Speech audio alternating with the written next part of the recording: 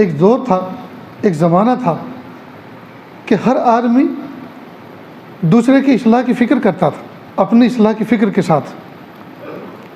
چھوٹے چھوٹے بچے اگر آڑے ٹیڑھے بیٹھے، ارے بیٹا سیدھے بیٹھو۔ ہمارے پڑوس میں دائیں بائیں کوئی بچہ نماز پڑھ رہا ہے اور غلط کر رہا ہے، سلام پھیرنے کا، بیٹا ادھر آؤ، دیکھو تم سجدے میں یوں کر کے جاتے تھے اور یوں ہاتھ کر کے آتے تھے، تو صف کے اوپر اتنا ہاتھ رگڑنا یہ ٹھیک نہیں ہے، یہ صف گھس جائے گی، تمہارے ہاتھ گھس جائیں گے۔ ہاتھ اٹھا کے یوں رکھو اور ہاتھ اٹھا کے یوں رکھو۔ خود میرے بستی کے اندر ایک حاجی صاحب تھے، بوڑھے آدمی، اللہ ان کو جنت نصیب فرمائے، انتقال فرما گئے۔ میرے اندر بچپن میں جب چھوٹا سا تھا یہ عادت تھی کہ ایسے ہاتھ رگڑتے ہوئے صف میں سجدے میں جاتا اور رگڑتے ہوئے ایسے کھینچ کے لاتا۔ تو انہوں نے یہ فرمایا کہ نہیں بیٹا، ایسے ہاتھ نہیں رگڑا کرتے، ہاتھ اٹھا کے یوں رکھتے ہیں اور ہاتھ اٹھا کے یوں۔ بس وہ دن اور آج کا دن یہ مجھے سبق یاد ہو گیا۔ تو کسی نے اصلاح کی تو ہوئی نا، نہ کرتے تو نہ ہوتی۔ اس لیے حکم ہے دوستو کہ چھوٹے بچوں کو دسترخوان پہ ساتھ میں لے کر بیٹھو، اس لیے کہ اگر وہ کچھ رونگ کر رہے ہوں گے، غلط کر رہے ہوں گے تو آپ سمجھا تو سکیں گے نا۔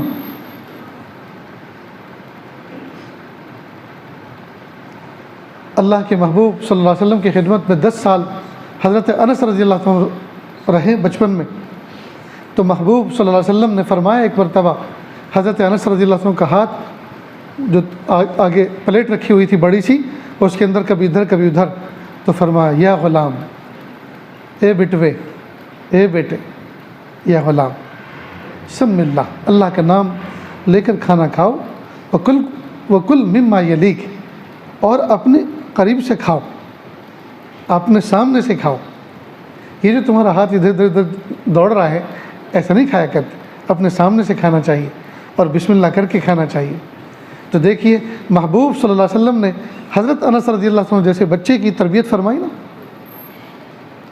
ہم اپنے بچوں کو اپنے ساتھ لے کے بیٹھیں اور ان پہ کڑی نظر رکھیں، ان کے لقمہ کیسا ہے، ان کا لقمہ کس طرح کا، کتنا بڑا لقمہ اٹھا رہے ہیں وہ، اس کے تناسب سے سالن اٹھا رہے ہیں کہ نہیں۔ لقمہ چھوٹا سالن زیادہ، جی، لقمہ بڑا سالن کم، یہ بے اعتدالی کا شکار تو نہیں۔